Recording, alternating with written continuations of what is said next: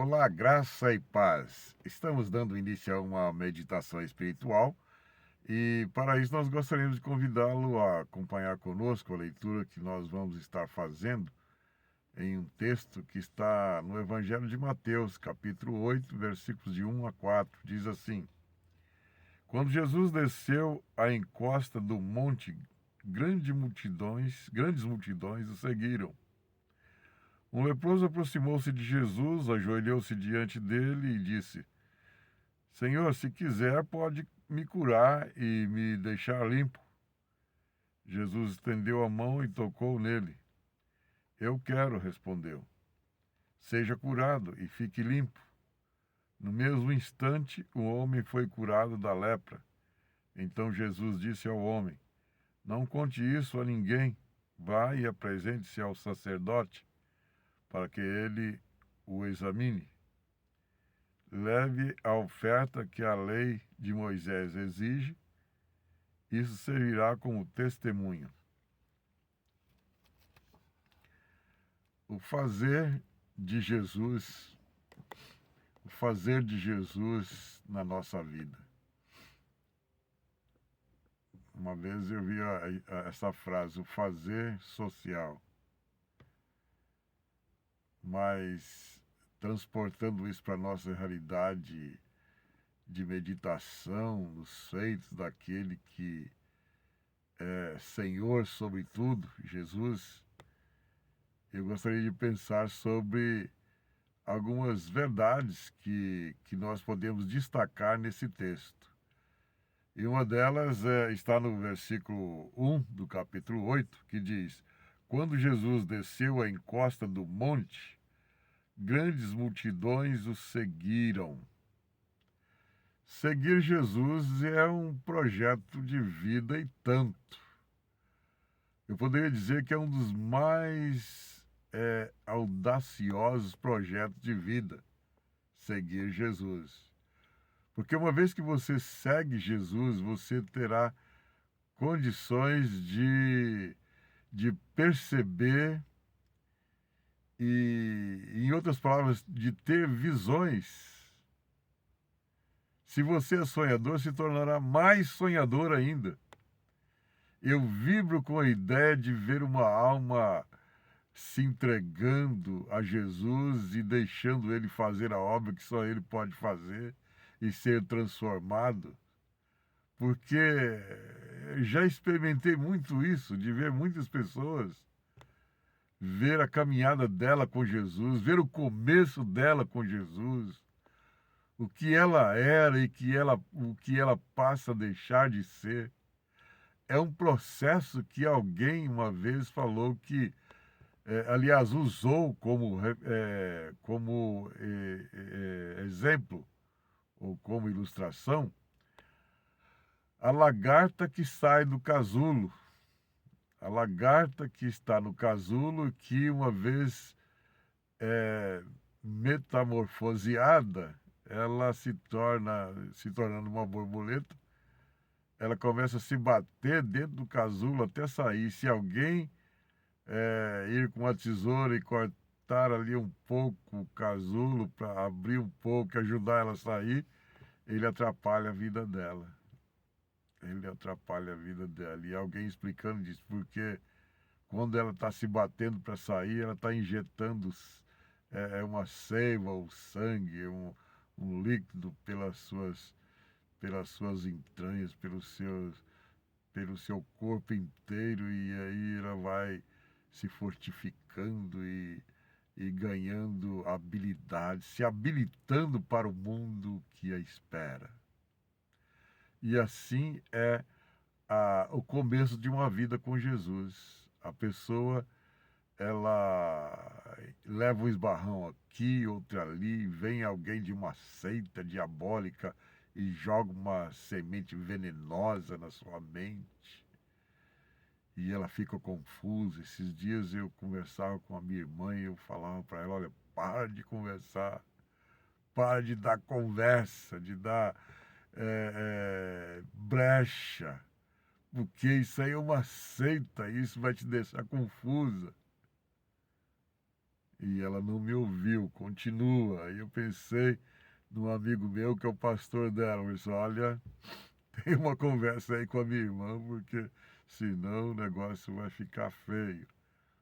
E sabe, gente, uma coisa que pesa muito na minha caminhada com Jesus é o tipo de crenças que eu exerci ou que eu dei crédito a ela durante muito tempo e para mim se libertar dela ou para eu me libertar dela, minha, minha é meio difícil, né?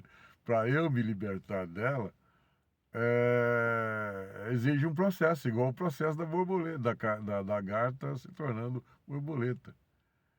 É um processo de libertação, processo de cura interior, porque a pessoa fica muito desfacelada espiritualmente, mentalmente, confusa mentalmente, né? Alguém um dia, olhando para uma pessoa, diz, olha, ele tem cara de 13. 13 é alguém que não está bem da cabeça, né? Que está com, como diz um ditado aí, está com parafuso a menos. Mas mesmo esses de parafuso a menos, ou que não está bem, Jesus cura, Jesus transforma, Jesus muda. Então aqui diz que grandes multidões o seguiram. Por que grandes multidões o seguiram? Porque sabiam que ele tinha a solução para os seus dilemas. Muitos ali estavam por causa da multiplicação dos pães. Muitos ali estavam para benefício próprio. Muitos ali não estavam por vontade de saciar uma sede espiritual e depois poder ser testemunha, depois ser exemplo. Muitos estavam ali igual hoje. Por isso que tem essas seitas por aí da prosperidade.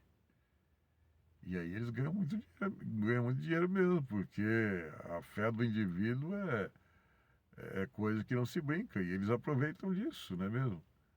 Eles aproveitam disso. E aí o evangelho é poder de Deus. E eles usam o poder de Deus para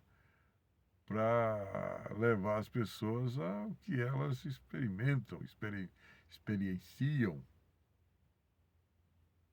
E aí eles, enganados, né? Como eles investem nesses segmentos, e aí o negócio cresce, né? E aí o governo agora está vendo a possibilidade de meter o louco, como diz os malandros, meter o louco, isto é, cobrar imposto de qualquer portinho que se abrir por aí. E aí eu quero ver as seitas se multiplicar como. Aliás, elas já se multiplicaram, né? Elas estão por aí com poder de comprar qualquer coisa, né? Não vai ser um impostozinho que vai barrá-las. Não vai ser um impostozinho que vai atrapalhar o seu projeto, o seu plano, né? De Sumilmum, por exemplo. Imagina, a imprensa um tempo atrás mostrou a fazenda que esse indivíduo adquiriu e implantou ali um projeto enorme, né? E o que tem de seguidores dele ali não é brincadeira, né? E pessoas muito fanáticas, pessoas que agem como os xiitas lá do Oriente, por causa do fanatismo.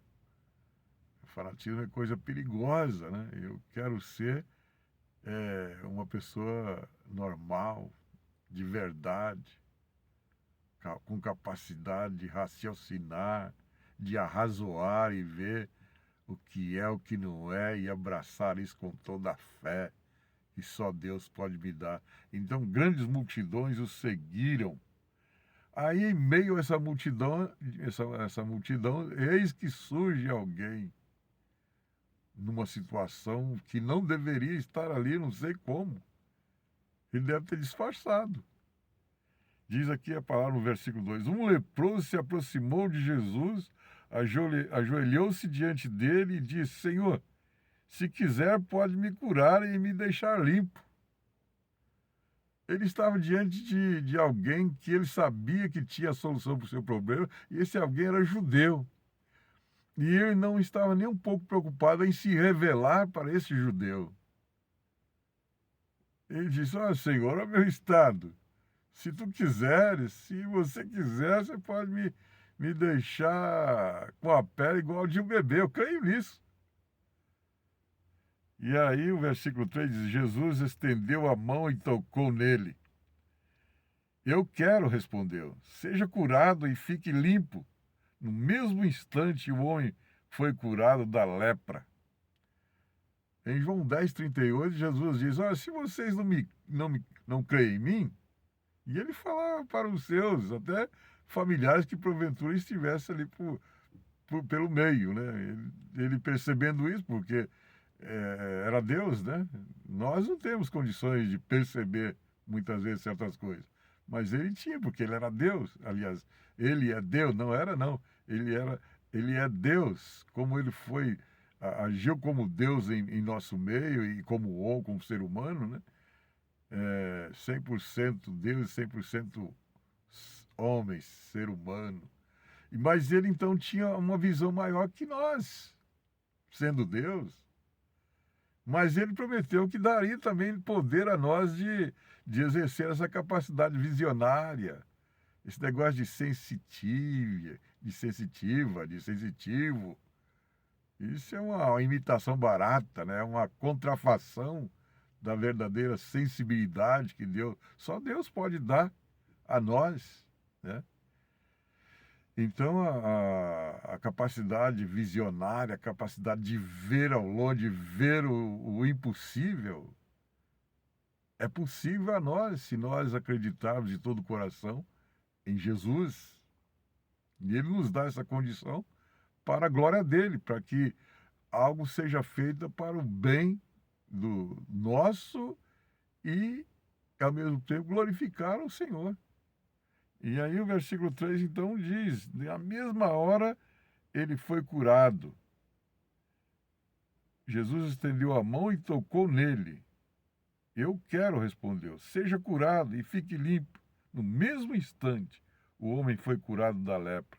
Aí o versículo 4 diz: então Jesus disse ao homem: não conte isso a ninguém. Vá e apresente-se ao sacerdote para que ele o examine. Leve a oferta que a lei de Moisés exige.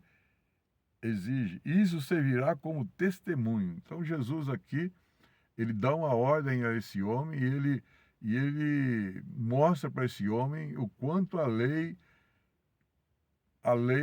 judaizante é importante. Quem é esse sacerdote? É um médico para dizer: você está limpo, você está com saúde, você está saudável? Não, não era, mas Deus deu a ele as condições como que de um médico, para examinar e para, mediante o conhecimento que ele já tinha adquirido, dar o seu veredito. E Jesus fala sobre a importância. Jesus não veio destruir, alguns falam que Jesus veio destruir, né, a lei. Não, Jesus deixou que eles ficassem à vontade. Pese bem a situação e vê, mas continue me seguindo para você ver o quanto você vai aprender, o quanto você vai descobrir que servir a Deus ou seguir um Deus como o Deus criador do universo é muito mais além do que você tem visto, do que você tem experimentado, do que você tem conhecido. Você pode ser até um mestre, um líder religioso, conceituado, mas se você não tiver o dom de Deus, o dom que só Deus pode dar, que é o dom do discernimento espiritual. Você não tem nada. Se você não tiver isso, você não tem nada, você só tem conhecimento. E que Deus nos ajude nessa caminhada a descobrir, a fazer descobertas para a glória dele e para o nosso bem. Em nome de Jesus. Amém.